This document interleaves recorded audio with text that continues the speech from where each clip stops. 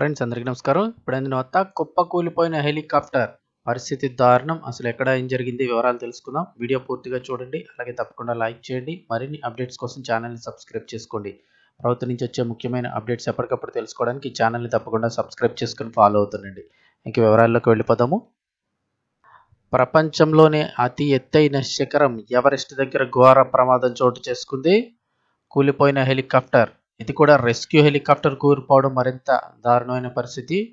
ఇక్కడ చూస్తే ప్రపంచంలోనే అతి ఎత్తైన శిఖరం ట్రెక్కర్స్ కలల పర్వతమైనటువంటి మౌంట్ ఎవరెస్ట్ వద్ద ఘోర ప్రమాదం జరిగింది. ట్రెక్కర్లను తీసుకెళ్లడానికి ప్రయత్నిస్తుండగా ఈ ప్రమాదం జరిగినట్లు తెలుస్తోంది. నేపాల్ వైపు ఎవరెస్ట్ శిఖరం వద్ద తీవ్రంగా మంచు కురుస్తుండగా అక్కడ చిక్కుకుపోయిన ట్రెక్కర్లను రక్షించేందుకు చేపట్టిన ఆపరేషన్ ఫెయిల్ అయింది.